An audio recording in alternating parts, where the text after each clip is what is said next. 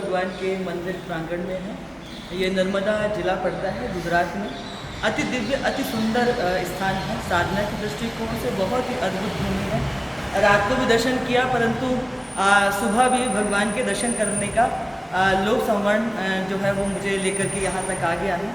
तो बीच में आप देखेंगे बड़ा सुंदर ही दत्त भगवान का विग्रह है। उनके दाईं तरफ सरस्वती माता है। पूज्य महाराज जी के ऊपर सरस्वती वासुदेवानंद जी महाराज के ऊपर बड़ी कृपा थी उनकी। तो वो माई की इतनी कृपा थी कि अभी बता रहे थे हमको ब्राह्मण देव कि जहाँ जहाँ भी वो नदियों को पार करते थे उनके ऊपर स्रोत लिख दिया करते थे, इतनी कृपा थी। तो आदिगुरु शंकराचार्य जी वहाँ विराजमान हैं और उनके जो मध्य में हाँ आदिगुरु शंकराचार्य भगवान और दत्त भगवान के बीच में जो मूर्ति है स्वामी जी के प्रवास में हमेशा साथ में रहती थी। और इधर जो है वो अहिल्याबाई के पास देवी इंदिराबाई होलकर, उन्होंने स्वामी जी, वो स्वामी जी के शिष्या थे। अच्छा। इंदिराबाई होलकर इंदौर की महारानी, उन्होंने स्वामी जी को दी थी ये स्वरूप भेंट, एक मुखी दत्त भगवान। स्वामी जी ने पूजा करके वापस उन्हीं को प्रसाद स्वरूप दिया कि आप पूजा करो। उन्होंने बहुत सालों तक पूजा की। फिर उनके बाद स्वामी जी के जो शिष्य थे इंदौर के नाना महाराज तराणेकर, उनके पास गई। उन्होंने आज से 50 साल पहले पैदल पालकी में गरुड़ेश्वर में विराजमान कर दिया। वो दत्त भगवान की है, परंतु एक मुखी दत्त। हर जगह दत्त भगवान की जो होती है वो 3 मुखी होती है, परंतु वो एक मुखी है। तो वो यहाँ पर विराजमान है। अति दिव्य स्थान है। आज हमारा बड़ा सौभाग्य है, माँ नर्मदा जी की बड़ी कृपा है, अपने गुरुदेव की बड़ी कृपा है कि ऐसे दिव्य तीर्थ स्थानों पर हमको आने का अवसर मिला। ये पुण्य पूंजी है। बिना उसके ऐसे दिव्य स्थानों का भ्रमण दर्शन नहीं हो सकता। उस स्थान की उस चेतना को अनुभव करने का सौभाग्य कृपा से ही प्राप्त होता है। तो प्रणाम कर रहे दत्त भगवान को, जिनका इतना सुंदर ही है दर्शन यहाँ पर हमको प्राप्त हुआ है। अच्छे अच्छे स्तोत्र स्वामी रचना की संस्कृत बहुत दत्त चंपू जैसे कठिन है। अंग्रेजी महाराज थे ना भागवताचार्य, यहाँ पे आए थे। तो यहाँ पुस्तकालय में बैठे 50 साल पहले की बात है। तो द्विशास्त्री स्वामी जी ने जो गुरु चरित्र है मूल प्राकृत वो संस्कृत में लिखा है। द्विशास्त्री 2000 श्लोक में गुरु चरित्र संस्कृत का। तो उन्होंने वो लिया हाथ में, बोले स्वामी जी का द्विशास्त्री देखा, उसमें खोल के देखा था। हाँ ये कठिन बात है, ऐसे मस्तक में हाथ में तो जिस पर कृपा होगी दत्त भगवान के वही पढ़ पाएगा। इतनी कठिन भाषा है कि लिखा हुआ स्वामी जी का संस्कृत। अद्भुत अद्भुत दर्शन।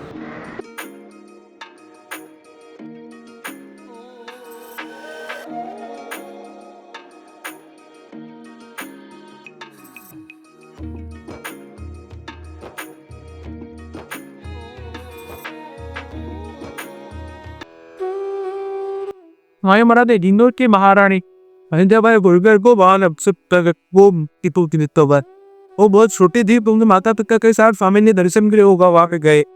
वहां पे स्वामी रेस किया। तो वहां के वो बहुत छोटी थी, वो स्वामी कुत्ते के बाहर खेल भी रही। मैं स्वामी के दर्शन के अंदर आई रही। तो उनके माता पिता ने बहुत बेटा के स्वामी महाराज के दर्शन स्वामी जी दर्शन किए। तो दर्शन के अंदर आई रही। फिर स्वामी महाराज के उनको आशीर्वाद दिया।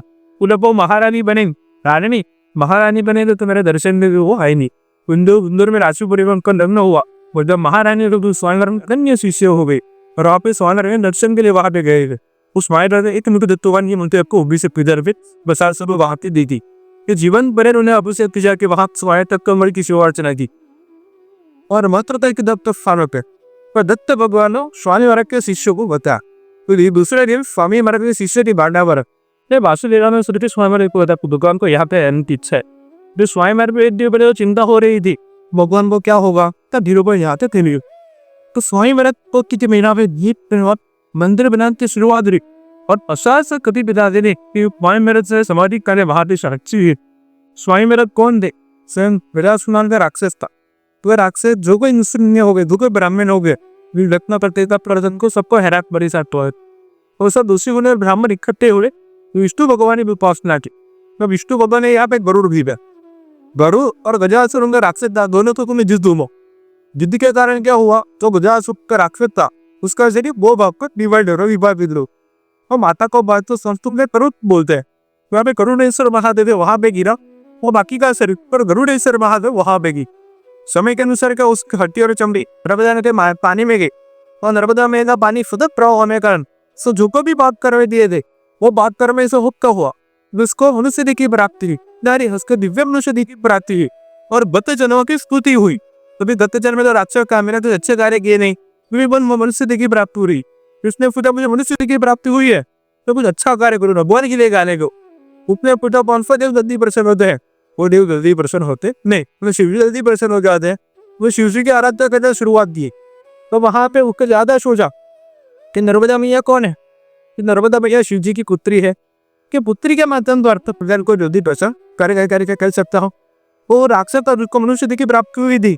नर्मदा में मैया के पानी में डरा रहा और वहां पे सिंह जी की आराधना करना शुरू हुआ। वहां पे सिंह जी वहां पे प्रसन्न हो गए। तब महादेव ने कहा उसको जो युग लगे वो 4 वरदान होने बाछिए मार।